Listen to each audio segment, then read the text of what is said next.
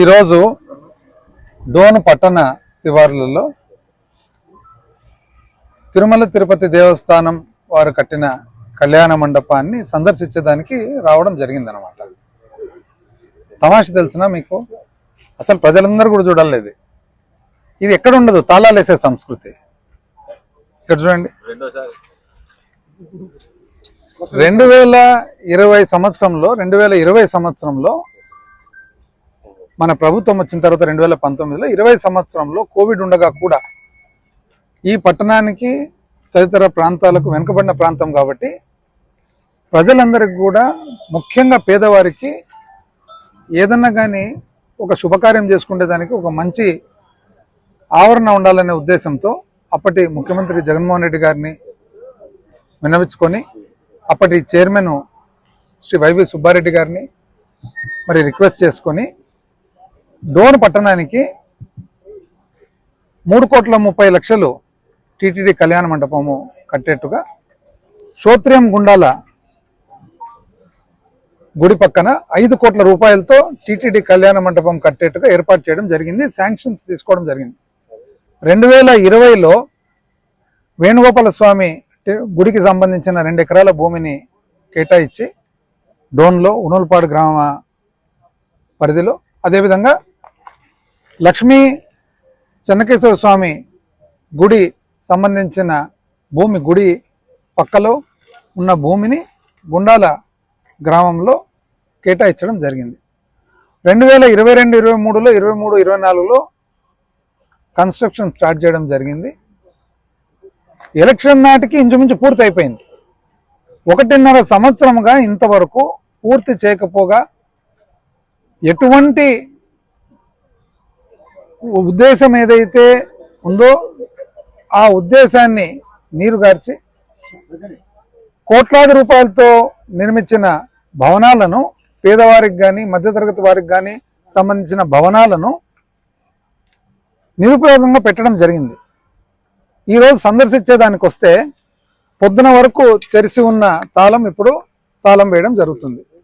ఎందుకు అని అడిగితే అధికారులు ఏమంటారంటే, సార్ పైనుంచి ఒత్తిడి సార్, ఇదెక్కడ ఇది అంటే, దీన్ని శాంక్షన్ చేసినది ఎవరు, దీన్ని కట్టించినది ఎవరు, కట్టించిన భవనాన్ని ఇంతవరకు ఎందుకు నిరుపయోగంగా ఉంది చూసన్నా పోదామనంటే బీగాలేయడం జరుగుతుంది అన్నమాట.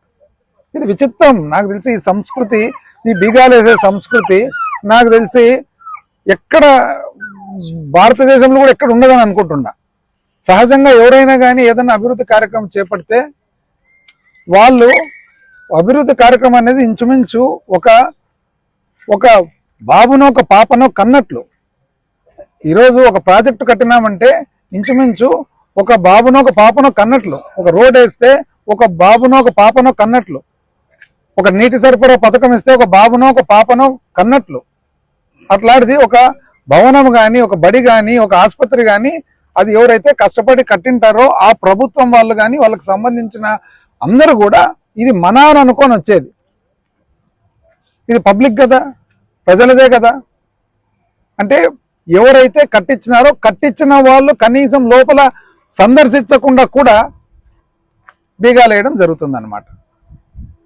దయచేసి మీరు బీగాలన్నీ వేసుకోండి, మీ విఘ్నత వదిలిపెడుతున్నాము. నేను ఇంతకు ముందు కూడా చెప్పినాను, ఇప్పుడు కూడా చెప్తున్నాము. మీరు ఇంకోటి, ఇప్పుడు ఎవరి హయాంలో ఒక అభివృద్ధి కార్యక్రమం జరిగితే సహజంగా ఒక ప్లేక్ బండ శిలాఫలకం పెడతారనమాట. ఇంతకుముందు ఎంతోమంది శిలాఫలకాలు ఉన్నాయి.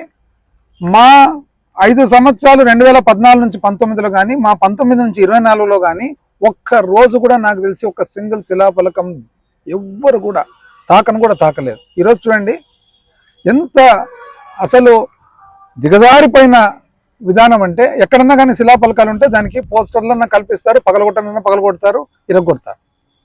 మేము చెప్తున్నాం అందరికి కూడా, మీరు ఎవరైతే అధికారంలో ఉండారో పేరున ప్రతి ఒక్కరికి కూడా, ఎవరికైతే ఇటువంటి చాలా చిన్న ఆలోచనలు, చిన్న బుద్ధులు ఉన్నాయో ఇవి మీకు తగవు. అయితే మీరు శిలాఫలకాలు పగలగొట్టచ్చు, శిలాఫలకాల మీద మీరు పోస్టర్లు కరిపించచ్చు, ఇంకోటి కరిపించచ్చు, కానీ ప్రజల గుండెల్లో మాత్రము చెరపలేరు మీరని చెప్పి నేను తెలియజేస్తాను.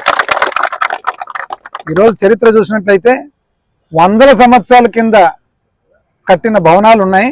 ఈ రోజుకి కూడా 100 సంవత్సరాల తర్వాత బ్రిటిష్ కాలం వచ్చింది, బ్రిటిష్ కాలం పోయింది, అయినా కూడా ఎవరు కట్టినారు, ఎవరు స్థాపించినారు అనేది ప్రజలందరికీ కూడా తెలుసు. ఈరోజు మేము వచ్చిండేది ఎందుకు ఇంత సమయమైనా కూడా 1.5 సంవత్సరం అయినా కూడా ఎందుకు కాను ఇది ఇంతవరకు ఇంకా ప్రజలకు ఉపయోగానికి రాలేదు అని చెప్పి చూసేదానికి వస్తే బీగాలేస్తారు. మేము కట్టిన చెరువులకు నీళ్ళు ఇడిసేదానికి పోతారు. ఇదేందో నాకు సబ్జెక్టే అర్థం కాలేదు. నీళ్ళు ఇడిసేది అంటే ఇప్పుడు ఈ ప్రకారంగా అయితే ప్రతిరోజు శాసనసభ్యులు, పార్లమెంట్ సభ్యులు అందరు కూడా ఆర్టీసీ బస్ స్టాండ్ బయట ప్రతిరోజు ప్రతి బస్సును కట్ చేసుకుంటుండాలి రిబ్బన్. ఎందుకంటే రోజు పోతుంది కదా బస్సు. ఈరోజు మున్సిపాలిటీలో మా హయాంలో శాంక్షన్ చేసిన పనులు ఇప్పుడు రిబ్బన్ కటింగ్లు చేసుకుంటున్నారు. ఈరోజు గోరకల్లో నుంచి నీళ్లు తెస్తే ఇప్పటికి ఎప్పుడు ఎలక్షన్లు అయిపోయినాక 3 నెలలకు పూర్తి కావాల్సినది 1.5 సంవత్సరం లేట్ అయ్యేది కాక మళ్ళా వీళ్ళు చేసినట్లు నటిస్తున్నారు. ఈ నటన ఏంది అసలు? ఎప్పుడు పక్కింటి పిల్లల్ని ఎత్తుకుండేది నాకు అర్థమే కాలే ఈ సబ్జెక్టు. మనం కనాల్లా, మనం పెంచాలా, పెంచిన తర్వాత మనము చదివించుకోవాలా.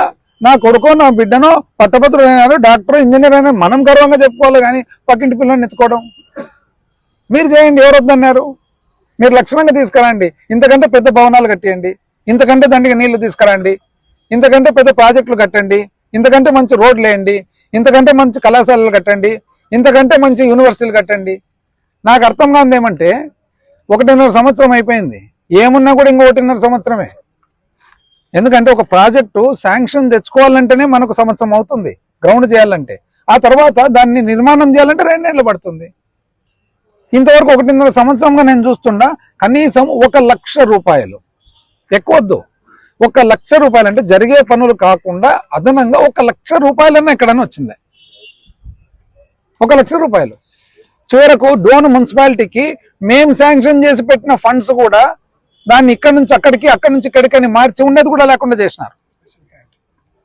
స్పెషల్ గ్రాంట్ తెచ్చి పెడితే ఎలక్షన్లు అయిపోయిన వెంటనే దాన్ని జరిగే పనిని ఆపి దాన్ని ఇంకో చోటికి మార్చి ఆ పని బాయ్ ఈ పని బాయ్. దయచేసి ఇది పరిపాలన చేసే విధానం కాదు, మీకైతే తగదు. పరిపాలన చేసే విధానం ఎప్పుడైనా కానీ ఒక మొక్కను మనం నాటాలా, దాన్ని చెట్టుగా చేయాలా, చెట్టుకు చేసినాక దానికి వచ్చిన ఫలాలు మనము ప్రజలకు తగిన వారికి ఇవ్వాలా. అంతేగాని పక్క తోటలో ఉండే చెట్టు దగ్గరికి పోయి ఆ కాయలు దింపుకొని ఇదేంది ఇది సిస్టమ్ అసలు? ఈరోజు మేము ఎందుకు వచ్చిండేది చూసేదానికి. ఎందుకు లేట్ అయింది? ఒకవేళ లేట్ అయిన దానికి, ఎందుకంటే ఇది మన బేబీ కదా, మన బాబు మన పాపనే కదా. మళ్ళా లేట్ అయినప్పుడు మనకు బాధ్యత ఉంటుంది కదా. ఈరోజు ఎవరన్నా కానీ ఒక తల్లి కానీ తండ్రి కానీ పిల్లన్న పాపన కంటారు, కన్న తర్వాత బాగోళ్ళు చూసుకుంటారా లేదా? వదిలిపెడతారా? హాస్టల్కు పంపించినామని చెప్పి వదిలిపెట్టేస్తారు? లేదు కదా. మనము ఎందుకు లేట్ అయింది, ఆ లేటును తొందరగా చేసేదానికి ఏమన్నా మనం సలహా ఇవ్వగలుగుతామా, మన కృషి పెట్టగలుగుతామని చెప్పి వస్తే తాళాలు వేస్తారు, మున్సిపల్ ఆఫీస్కి పోతే తాళాలు వేస్తారు. అసలు ఇదేదో కొత్త సిస్టము. ఏమని జరిగే పనులను ప్రతి సంవత్సరం, అంటే ఇప్పుడు డ్యామ్ కట్టింటారు, ఇప్పుడు శ్రీశైలం డ్యామ్ ఉంటుంది అంటే ప్రతి సంవత్సరం కాలువలోకి నీళ్ళు వదులుతారు, అంటే ప్రతి సంవత్సరం కాలువలో నీళ్ళు వదిలిన వాళ్ళందరూ కూడా డ్యామ్ కట్టినట్లేనా? ఇది అసలు ఆర్టీసీ బస్సు ఇచ్చింటాము అంటే రోజు బస్సు పోతుంది, రోజు మనం కొత్తగా అంటే ప్రతిసారి గవర్నమెంట్ మారినప్పుడు అంతా కొత్త ఎమ్మెల్యే వచ్చి దానికి, కొత్త ఎంపీ వచ్చి దానికి ఏమన్నా రిబ్బన్ కటింగ్ చేస్తారా? మీరేం తెచ్చినారు? 1.5 సంవత్సరం అయింది, మీరేం తెచ్చినారు చెప్పండి ఒకసారి. ఇది నేను తెచ్చిండేది, ఇది ఏది రొటీన్ గా జరిగే పనులు కాకుండా, జవహర్ గ్రామ సడక్ యోజన, PMJSY ఇట్లాంటివి కాకుండా ఒక ప్రత్యేక ప్రాజెక్టు 1 లక్ష, నేను ఎక్కువ కూడా అడగడం 1 లక్ష ఇది తెచ్చినాం. 1 లక్ష రూపాయలు మేము తెచ్చినట్టు ఓపెన్ చేసుకుంటా, మేము తెచ్చినట్టు క్లోజింగ్ చేసుకుంటా, మేము తెచ్చినట్టు లాక్ వేసుకుంటా, మేము తెచ్చినట్టు జరగనీయకుండా. ఇప్పుడు నిజం చెప్పాలంటే ఇంతకుముందు రాజశేఖర రెడ్డి గారు ఒక మంచి వినూత్న విధానం పెట్టినారు. చంద్రబాబు నాయుడు గారికి అలవాటు ఎక్కడంటే అక్కడ శిలాఫలకాలు వేసుకుంటూ పోవడం.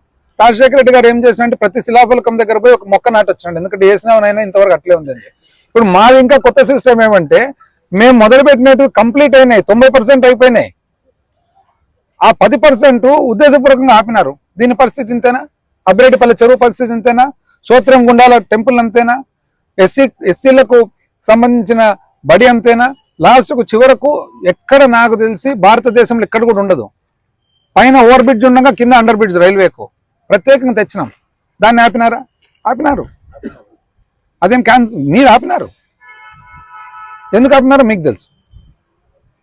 బడి ఎందుకు ఆపినారో మీకు తెలుసు. డోన్కు అగ్రికల్చర్ పాలిటెక్నిక్, హార్టికల్చర్ పాలిటెక్నిక్ తేవడం జరిగింది. ఎందుకు ఆగిపోయిందండి? బేతంచెర్లకు పాలిటెక్నిక్ బిల్డింగ్ ఎందుకు ఆగిపోయిందండి? కొత్తకోట దగ్గర ఐడిటిఆర్ ఎందుకు ఆగిపోయిందండి? అభిరెడ్డిపల్లె చెరువు ఎందుకు ఆగిపోయిందండి? వెంగళంపల్లె చెరువు ఎందుకు ఆగిపోయిందండి? టీటీడీ కళ్యాణ మండపం ఎందుకు ఆగిపోయిందండి? వివిధ టిడ్కో ఇండ్లు ఎందుకు ఆగిపోయినాయండి? వివిధ గ్రామాలకు రోడ్లు లాస్ట్ బీటీ లేయర్ ఎందుకు ఆగిపోయినాయండి? చెప్పండి వచ్చి. మీరు కొత్తగా తెచ్చేది పక్కన పెట్టండి, పాతవి ఎందుకు ఆపినారు? మీరు ఎన్ని తాళాలని వేసుకోండి, ఇంకా బలంగా వేసుకోండి, ఇంకో 4 గొలుసులు కూడా వేయండి, నో ప్రాబ్లం, మాకేం పర్వాలేదు. మేము వచ్చేది ఎందుకు? ప్రజలకు తెలియపరచనీకే. మీరు ఏం తాళాలు తెరిచింటే మేము లోపలికి పోయి దీన్ని సమాధానం చేసి ఏదో ఒక రూపంలో దాన్ని రెక్టిఫై చేసిన తర్వాత ప్రజలకు తొందరగా ఉపయోగం లేకొచ్చేదని చేసేవాళ్ళం. ఇప్పుడు నష్టపోయేది ఎవరు? ప్రజలే. మీరు ఎన్నన్నా ఆపండి, ఎన్నన్నా చేయండి, మీరు ఎన్ని గొలుసులు తాళాలు ఇంకా వేసుకోండి, మేము చేసే పని ఇది. ఎందుకు ఆగినాయి? ప్రశ్నించేది మా బాధ్యత. ప్రశ్నించేది మా బాధ్యత. వివిధ గుళ్లకు, మీకు తెలుసునో లేదో, వివిధ గుళ్లకు ఎవరైతే ఈరోజు అధికారంలో ఉన్నారో వాళ్ళకి చెప్తున్నాం. ఈరోజు మన శ్రోత్రియం గుండాల లక్ష్మీ చెన్నకేశ్వర స్వామి గుడికి లక్షలాది రూపాయలు ఎవరు కట్టలేదండి, మేము చేతి నుంచి కట్టిండే. ఈరోజు కమ్మగిరి స్వామి గుడికి మేము కట్టిండే చేతి నుంచి. ఈరోజు పాలుట్ల రంగస్వామి గుడికి మేము కట్టిందే చేతి నుంచి. ఈరోజు ముచ్చట్ల ఈశ్వరుని గుడికి మేము కట్టించిన చేతి నుంచి. మీకు తెలుసునండి, కనుక్కోండి ఎవరు కట్టినారంటే రసీదులు ఉంటాయి అక్కడ. దయచేసి ఈరోజు బీసీ హాస్టల్, ఎస్సీ హాస్టల్ జరుగుతుందంటే లెట్రిన్లు, టాయిలెట్లు కూడా మేము చేతి నుంచి కట్టించిండే. మీరు ఈ గొలుసులు, తాళాలు, ఈ సంస్కృతి మానుకొని తొందరగా ప్రజలకు ఉపయోగంలోకి వచ్చేది చేస్తే కానీ హర్షిస్తారు ప్రజలు.